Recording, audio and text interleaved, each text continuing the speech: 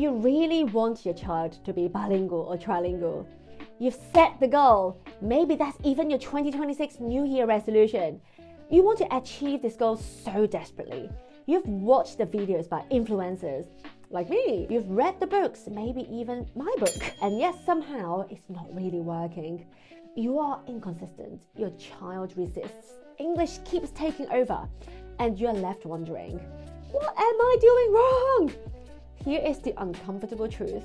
Your goal does not matter. Your motivation does not matter. It's your system. That's the only thing that will make a difference. Hello, I am Kayi. I am a chartered Chinese English translator, a qualified language teacher, and for the past 9 years, my Russian husband and I have been raising our children to be trilingual in Mandarin, Russian, and English. We've made plenty of mistakes over the years. We've had good days and bad days. But over time, one thing became very clear to me. Parents don't struggle because they lack goals. They struggle because they don't have a system that works when life gets busy.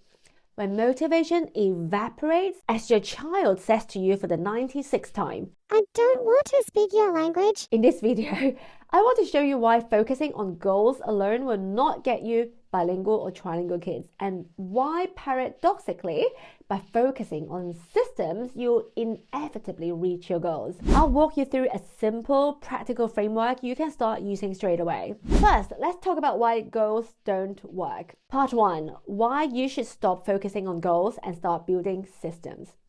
This idea isn't actually mine. It comes from James Clear, the author of Atomic Habits, who famously says, "You do not rise to the level of your goals. You fall to the level of your systems." Most people think that goals are the answers. This is especially relevant in January, the time of the year we all make grand plans for the year. But goals are just outcomes. They tell you what you want, not how you get there. In my last video, we talked about James Clear's onion analogy. At the core is identity, who you believe you are. Then comes the process layer, what you do repeatedly. And on the outside is the outcome layer, what you want to achieve. Most people obsess over the outer layer, the goal. But an onion with no core collapses, and goals without systems do exactly the same thing.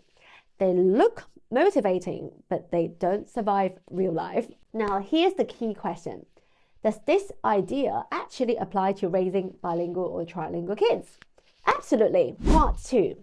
Why systems, not goals, applies perfectly to multilingual parenting. Here's the thing. Language acquisition does not happen by magic. It happens through habits.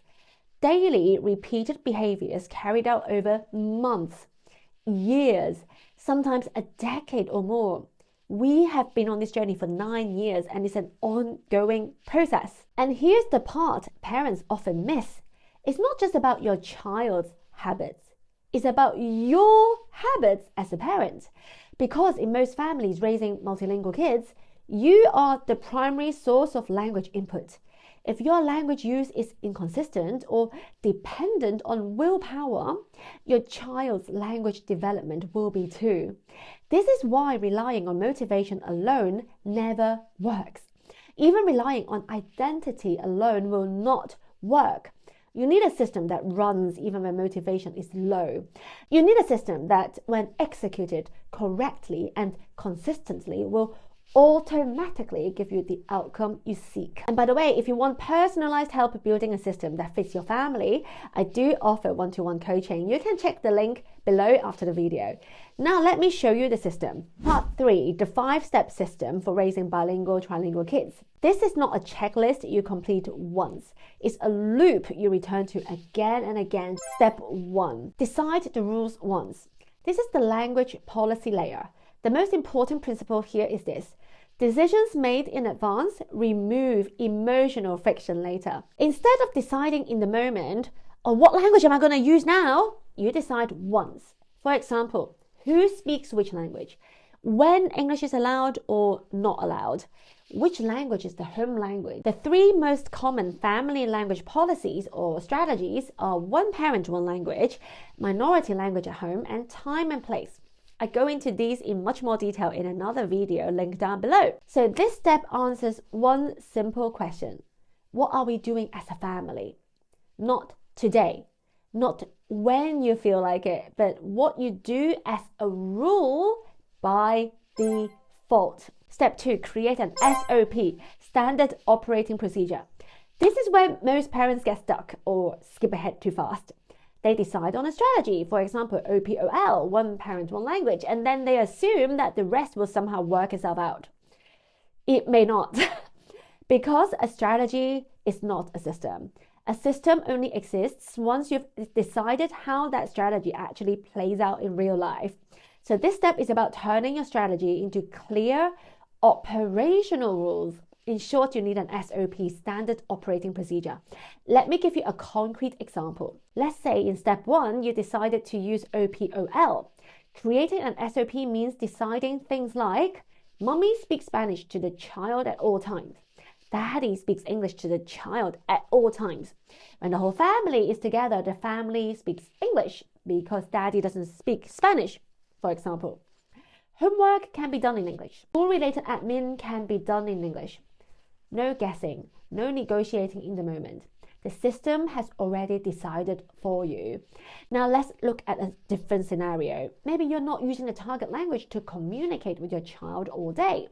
Maybe you're teaching it as a second language. That still works, but only if you design the implementation properly. So instead of vaguely thinking, we should really do more Spanish, you decide 1 hour of Spanish study every day. Or Spanish is the bedtime routine language. Or Spanish happens every weekday from 6 to 7 p.m., for example. Again, there's no ambiguity. This removes the need to constantly ask yourself, should I be doing this in a target language right now? Because once you've designed the implementation, the system answers that question for you.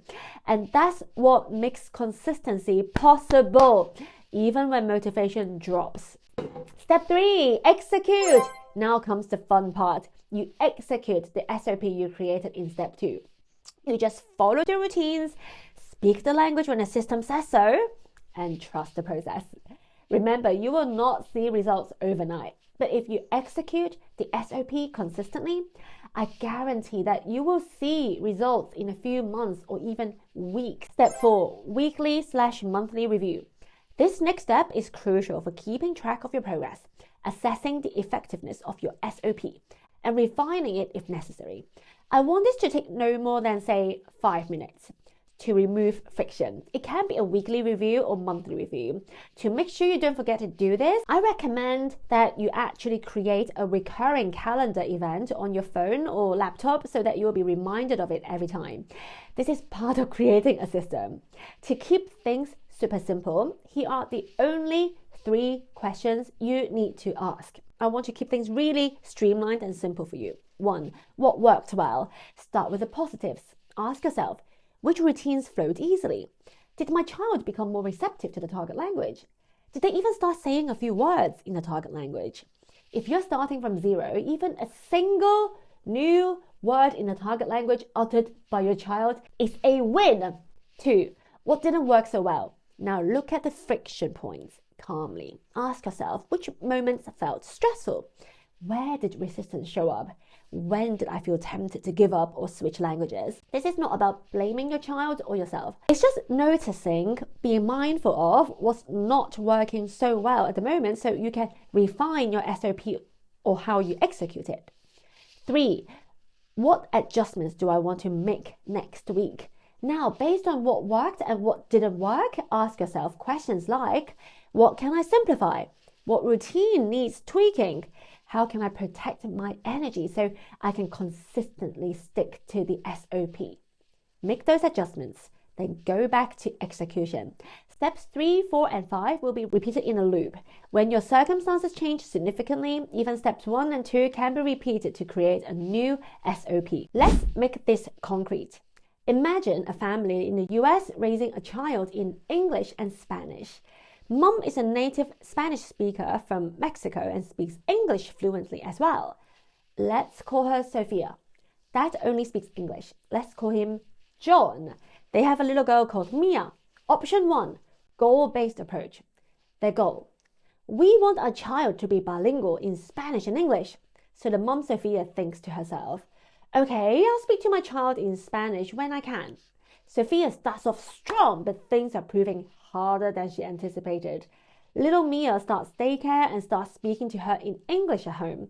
Sophia finds herself responding in English more and more frequently. Honestly, after a long day at work, she doesn't have the mental or physical energy for the constant struggle. Eventually, Spanish falls by the wayside and the winner is English! By the way, while this is a hypothetical scenario, it's actually extremely common.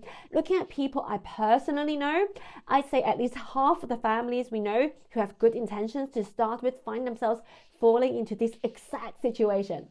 So option 2 is systems-based approach. Step 1, decide the rules. The family decides to use OPOL. Sophia will always speak Spanish to the child. John, the dad, will always speak English to the child. When the three are together, they can speak English because, well, John doesn't speak Spanish. Step 2, create an SOP. Sophia always speaks Spanish to Mia. John always speaks English to Mia.